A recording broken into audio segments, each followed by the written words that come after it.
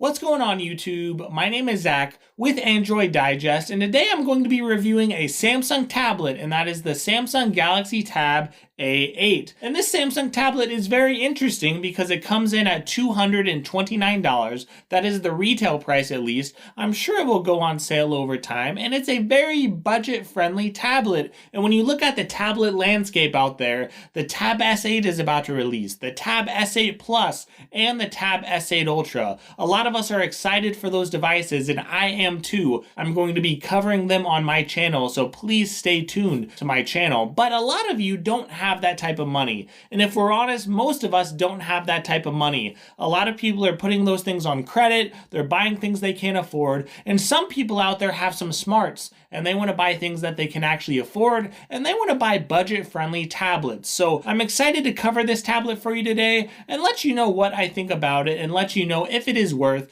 the price that it's selling for. So first, I do want to look at the design of this tablet. So if we look at the bottom of this tablet, you'll see one thing that is amazing, and that is that it comes with an SD card slot, and by the way, it even comes with a headphone jack as well. So the base model of this tablet, the bad news, it does only come with 32 gigabytes of storage, and by the way, it only comes with 3 gigabytes of RAM. That is not very good, and that's not a lot of storage. I admit, whenever I filled up my tablet, I actually had a backup from my phone, and I backed up all the apps on my phone, brought it over to this tablet, and I had like 30 gigs of storage filled by the end of it. So that's not really good, okay? A lot of you out there, if you have a lot of apps, let's say you have several games, remember that a game itself could take 1, 2, or even 3 gigabytes of storage, and when you factor in that the system is going to take, the operating system that is, it's going to take about 10 gigs of storage. Well, you're not going to have a lot of storage left for apps or other things. So if you are someone out there who does have a lot of things you put on your tablet,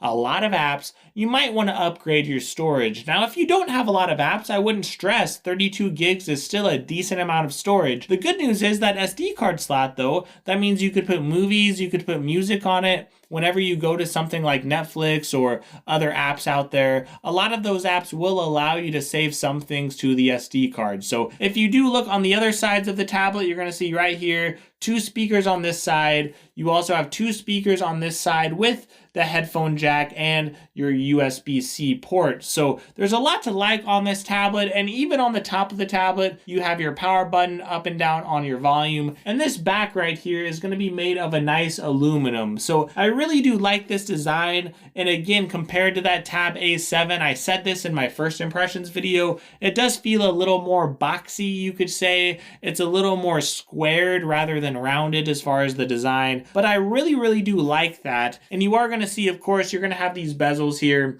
I'd say that's very normal for a budget tablet to have bezels on each side, and honestly, bezels are not that big of a deal on tablets because it is good to have something to hold on to whenever you're gaming and things like that. So this design is pretty darn good, and one reason why, again, is that headphone jack and SD card slot, and I really do like the materials it's made out of. It feels very premium, especially for a budget tablet. Now, if we look at the display, you're going to see a different story. So I want to take a closer look with you, and I actually want to show you what the display looks like, and I want to talk through it as you actually see the device for yourself. So right in front of us here, we do have the display of the Tab A8, and honestly, I'm pretty impressed for the price. If we take a look at it and watch a little bit of a video here, I do have it here on 1080p, and if we watch it, you will see that the display, it does look fairly color accurate and pretty good for the price. Now, no, this is not the display of a $800 tablet. This is not the S8 Ultra display or anything like that.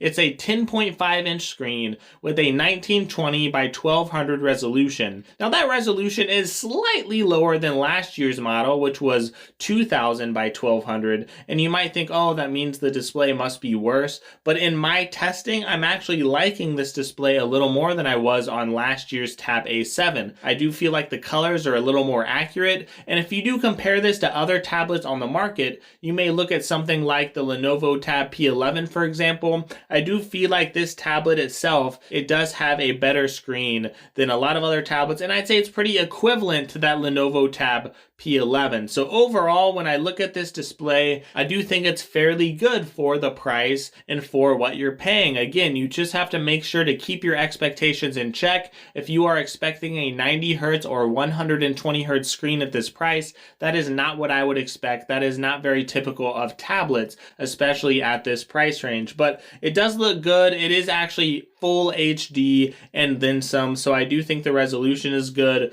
The colors seem fairly good. And as far as the brightness, if you do look at something like the brightness, it's not the brightest in the world. There are some brighter tablets out there, but I do think that this tablet has sufficient brightness, again, for the price. Now, if we go beyond the display and we actually move on to performance, you may wonder what it actually looks like to see this device in use. And I do feel like it's very important, first off, not to fill up your tablet with storage. If you fill this up and you fill all the storage up, it is going to slow down your tablet a little bit. But if you do make sure to free up some storage, you actually have a little bit of storage free, you're going to see that this tablet isn't too bad. It's actually pretty decent for the price. Now, you are going to have to wait for some things to load, and if you've had a smartphone that's very, very expensive, maybe you're not used to waiting like that. I know that might be a little bit of a bummer if you are used to those more high-end smartphones, but this tablet itself, of course, it's not the high-end, but it still does work very, very well for basic usage. So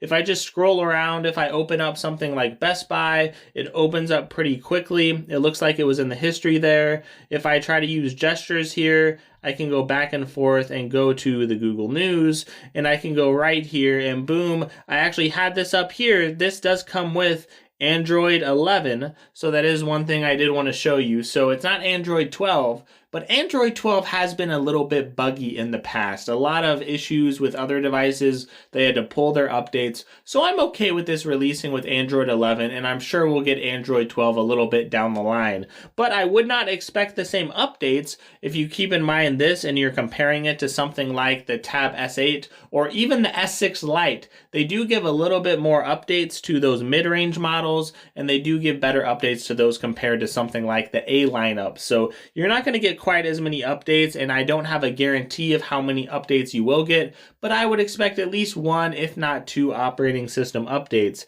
And if you actually look at the performance overall, I am actually going to pull up the benchmarks here. I did actually take a screenshot, and you're going to see that, well, it doesn't perform quite as well as I would have hoped. If you compare these benchmark scores and compare them to something like the Tab A7, a lot of people thought this tablet would actually perform better than the Tab A7. I know it has that Unisoc T618 processor. People don't expect a lot from Unisoc, but the news that was out, a lot of people said, hey, this is going to be 10% faster than that other Snapdragon processor in the Tab A7. And that is really not accurate, at least as far as the benchmarks are concerned. The benchmarks are showing that you actually get a little bit worse performance in this Tab A8 compared to the Tab A7. But honestly, I know that's disappointing. I know some of you maybe hoped that you would get better performance out of this tablet, and maybe you were hoping for a better processor upgrade. Maybe COVID had something to do with that. But honestly, if you do look at the performance of the tablet for basic usage,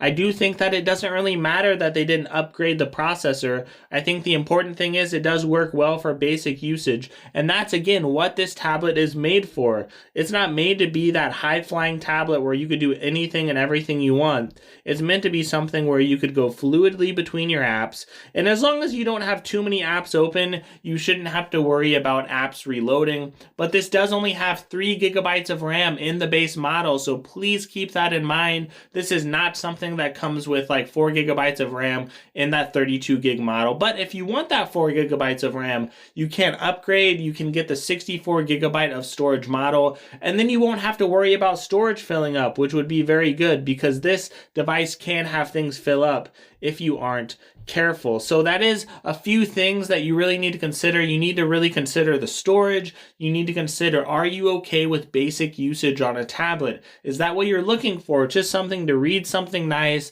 just something to have some light casual gaming, because this tablet will work for games as well. If I pull up something like PUBG Mobile, for example, it's going to take a minute to load and to pull everything up. Of course, whenever you first download the game, you're definitely going to have to download a bunch of extra stuff. You're going to have to go through the motions. But as we take a look at this tablet and what it looks like for gaming, you're going to see that it can play games on low settings and it will work just fine. So if you go into the settings of a game like PUBG, you're going to see that it can't actually play on HD settings. You can't play on HDR, at least right now, and I don't expect it to be able to play better, but HD isn't bad for PUBG, and you can also change your frame rate if you do want to get a little bit of better performance. And if you look around, again, it does work pretty well, and whether I was parachuting in this game, or whether I was actually in a fight, or whether I was actually picking up stuff, this game did not have any problems at all loading in. You're not really going to have to worry about it not working with games. I would say most games are at least going to work, even if it doesn't work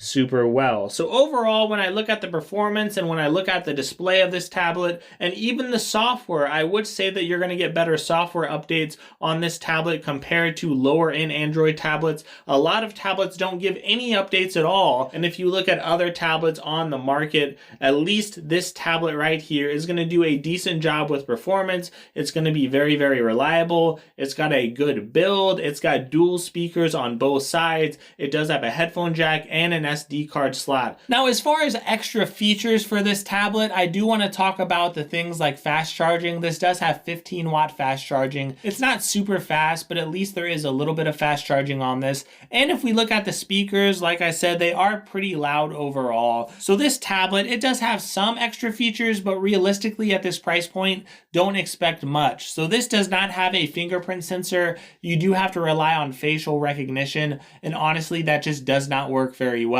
So it's not really something I would recommend using. So if that is a deal breaker for you, if you absolutely need a fingerprint sensor, this is not the tablet for you. And one other thing we have to talk about is the battery life. And this does have an improved battery life over the Tab A7 from last year. So this does have a 7,040 milliamp battery, and that is pretty good. So I know a lot of tablets in the past have had 6,000 milliamp batteries, especially at this price point. So I'm glad that they upped the battery capacity a little bit. And this battery has been lasting quite a while. I feel like I get through most of my day using it, and I can actually use it in multiple days because honestly, most tablets I don't use for 7, 8, 9, 10 hours at a time. So I'm able to put it to sleep and use it for a few hours each day, and it does seem to last a very, very long time. So you might be wondering, should you consider buying this tablet and would I recommend it? And I would absolutely say yes. Now, if you do look at the overall tablet landscape, of course, you might see a device on sale for $50 or $100 off. And if you see a device on sale, well, of course, that might change the equation a little bit, right? But if we judge this tablet just based on the retail price and we judge it against other devices out there on the market at their retail prices,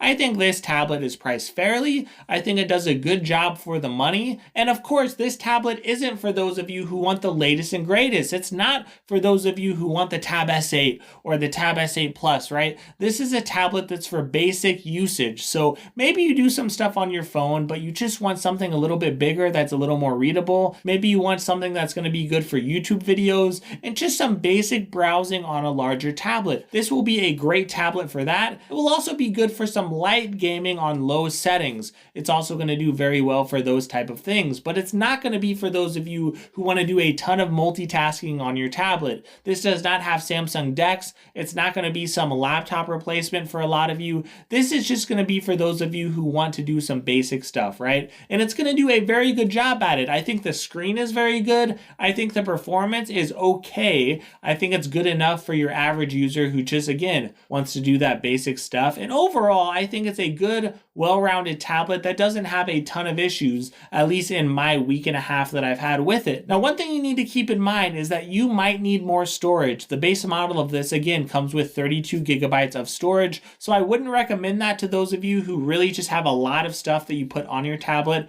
And if you're someone who's not sure, look, you could always reach out, put some comments in there, and I could always help walk you through if you need more storage or not. But realistically, I think a lot of you would be fine with 32 gigs, but some of you might need to get the 64 gig model. And the good news is that will come with 4 gigabytes of RAM, and that will really help the performance of this tablet, and it will help you if you have a lot of apps open at the same time. But if you're bumping up to that 64 gig model and it's not on sale, you you should look around a little bit. I'm gonna have some other links in the description, like the tablets like the Tab S6 Lite, for example. That tablet, it's actually on sale right now, at least when I'm making this video. That does come with more storage. It comes with 64 gigs, and it does come with 4 gigabytes of RAM, and it even comes with an S Pen that actually works with the tablet. So if you factor in that, the Tab S6 Lite could be a really good value if you find it on sale. The iPad even could be a good value if you don't mind iOS and if you see it on sale, right? So there are other devices that could be a great value on sale,